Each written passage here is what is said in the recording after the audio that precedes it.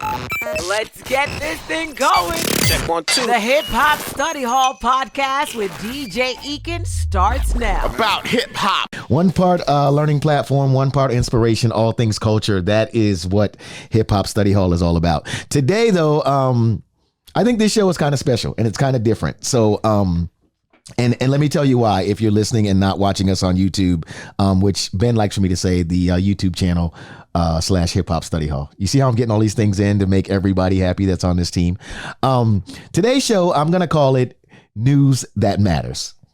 And before I get into the show or whatever, here's why I'm calling it News That Matters, right? Like guys like myself, people like myself that are in the media, we have these stories, right? We figure that we know what the consumer wants to, the consumer or the listener or the viewer wants to know about, right? So all of our blogs, all of our social media at the top, right? It's always this. It's always we want to be first. We push all these things out there. We're looking for clicks, this, that, and the other, right?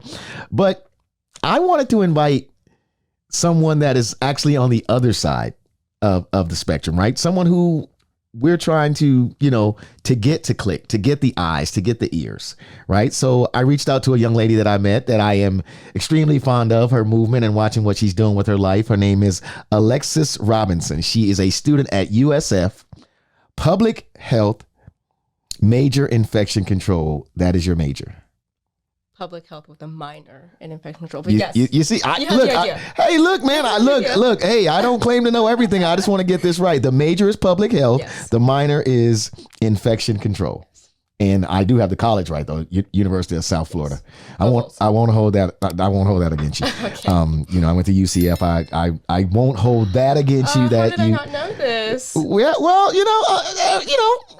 I'm not going to hold it against you. I am in Tampa now, and I am happy and proud to be Tampa's most connected DJ. So I too, without even a doubt, I'll be like, go Bulls. I got love for y'all. Yeah, I can say go Knights too.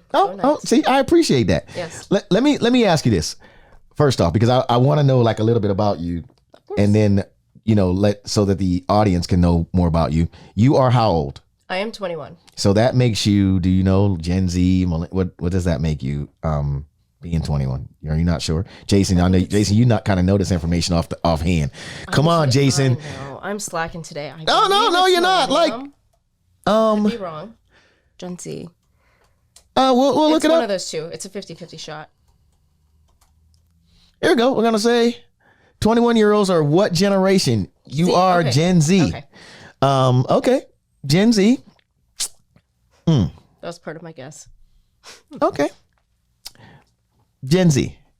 Now, the one thing I do know, like I didn't know you were Gen Z either, but the one thing I do know, and like I said, I just try to be as transparent as I can on this pod, is I know that most of the things that I'm involved in, you are the person that we're trying to get, we are marketing to. Like most of the parties I do, it's the 18 to 34-year-old woman.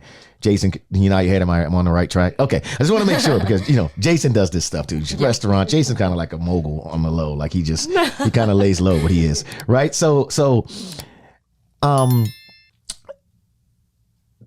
wanted to have this conversation because, like I said, we sit in these rooms and there's all this data and what you guys want and this sort of thing. Right. So let's just start with something that's said about you guys a lot. Okay. Are you, or do you and your friends in your circle, do you guys still listen to the radio, like local radio that's here in Tampa? No. So mostly people just have their playlists on their phones. They have a lot of streaming, whether it be Apple, Spotify type of thing. So we just connect it to our car and listen to that, or put on a playlist when we're doing homework, cleaning the apartment, things like that. So I would say definitely that most people my age do not listen to the radio. Now let me go here. Okay. Do you guys not listen to the radio because it's not cool just across the board? Do you not listen to radio because the people, you don't want to hear the talking? Or is it the other thing that I keep hearing? Because they play the same 15 songs all day. I would say it's probably a mix of all of that. People are very particular with their music taste. And I know with playlists and stuff, they can make it a lot more personalized. But I know radio, they can get a little bored, a little repetitive. I know the ads are kind of something that turns people off sometimes. So I would say those are mainly the reasons why people have strayed away from that. But how would you know about stuff that's going on in your city? Is radio behind on that? Because I felt like this a lot of times. Like, and this is no disrespect to my friends that are in radio, right? It really isn't. I just want to make sure that it's like that. Like, I feel like people to me that give me information, they got to be able to give me something that I feel like I'm just not normally getting. You understand what I'm saying? Like, really if they're just regurgitating the 12 ads or 12 not ads or 12 stories that I've already gotten blasted to my phone from TMZ and these other sites that already have their way into your device, right? Even if you got Apple News on your phone, right? And it's on CNN. Robin in the morning is trying to be cool now to tell you a few stories, right? On Robin Mead, right? I feel like I kind of get when you're saying like why you wouldn't listen, but when like I said, when I'm talking about local stuff though, don't you feel like radio offers you that local sense in your community? Oh yeah, most definitely. I listen to the radio in my car because my aux doesn't work. But I will say, well, that's the only reason they're getting in. Okay. I will say though, when I do listen, you get to hear stories of local things that matter, things that are, oh, that's like really interesting, or oh, I didn't know that type of situation. So for me personally, I still am connected with radio, and I also get news sources through other outlets. But I will say that is one aspect of radio that is important, is hearing those local stories. Right. So when you're thinking about these people, and not that you have, I mean, I want to jump in your head a little bit here.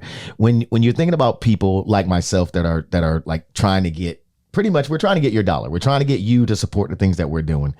What do you think is the main thing that a lot of us do wrong? Like, and just you as a consumer, like you know, like that something maybe was great a few years ago, but it just does not work for you guys now. I think a lot of people's willingness to open up to other outlets is kind of something that's limited.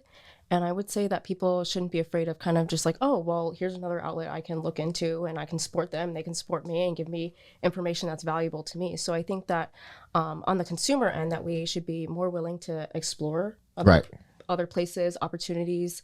And on the other end of that, I know you guys are trying to outreach so much. So I would just say to continue what you're doing and try and draw in that audience that you really want. Right. Do you guys feel immediately, and let me stop saying you guys, do you feel immediately, if something feels fake to you, do you immediately just dismiss it? You don't want to be a part of it? I will be honest, yes.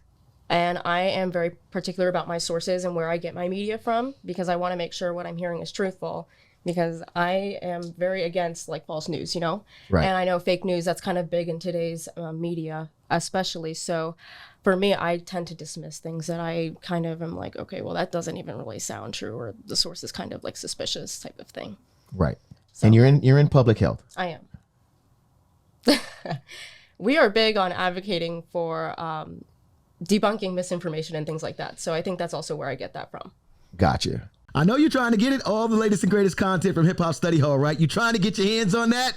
It's DJ Ekin, man. Don't forget, hit that subscribe button, all right? Get the alerts. Hit that subscribe button now.